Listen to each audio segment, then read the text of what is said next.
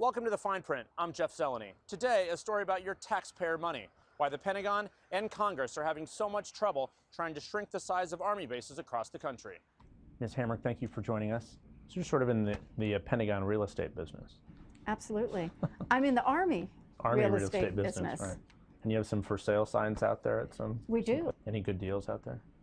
I don't know. It depends upon what you consider a good deal. A member of Congress or Congress as a whole has to specifically grant the Pentagon authority to close something in their backyard. Yes, they do. How difficult of a task is that to persuade people? It's controversial anytime you close anything anywhere, and nobody likes it because there is always some utility to that function. Your hands are tied on a lot of these excess buildings because Congress has not made the tough decision to close some of them. Absolutely right. That's a waste of taxpayer money. I believe it is. And you've made that argument to them. Absolutely. Are you surprised at how they react? No. No. I think it's going to have to come to a very hard decision. Force structure reduction to 490,000 in the active Army will create excess capacity at several installations. You testified before Congress that there's excess infrastructure. Give me some examples. We have three kinds of excess infrastructure. One kind is excess infrastructure that is in failing condition. And that's something essentially that should be demolished. The challenge is it takes money to demolish those buildings.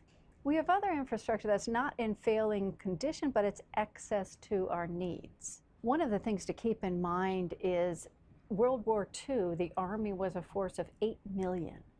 And so we built up infrastructure so we could train those soldiers, we could house them. So we have warehouses and barracks that supported an army of 8 million. Well, we're now an army of 570 that's reducing down to 490. So we have a choice. The choice is to close that base. Our other choice is the expensive one, and that's to keep those buildings heated and cooled, maintained when no one's inside. And that's the expensive choice that I don't think the taxpayer wants us to make. It costs money here to save money. It does. Some of the buildings, for an instance, in cold weather climates, we have to make sure that the pipes don't burst. So we want to keep them warm in the winter. We want to make sure you don't have mold that grows in hot, humid summers, so we're going to do some tempering in the summer. And there's a cost to keeping a building in functioning condition when no one's utilizing. So there are empty buildings that are being heated or cooled that no one's using. Absolutely. The Army's got about 1 billion square feet of infrastructure, and current estimates that are about 20% of it are excess to need. 20% of the buildings, of the Army's buildings, are excess buildings. Correct. Sounds like a lot.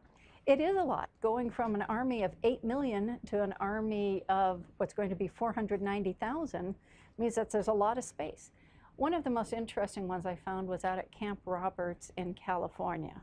It supported us in World War II, and it supported us up until about 1970 when it became a National Guard base. There are about 300 old Army barracks that are excess to need.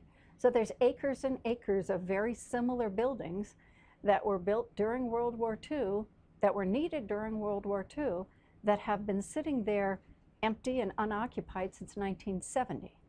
The California National Guard says it has a demolition plan underway at Camp Roberts, with some of the unused buildings already coming down. So even buildings that aren't being used, why is that controversial? When we talk about base realignment and closure, that does have an economic impact on the community. That's it for this edition of The Fine Print. For ABC News and Yahoo News, I'm Jeff Zeleny. You can follow me all week long on Twitter @Jeff Zeleny. We'll see you next time.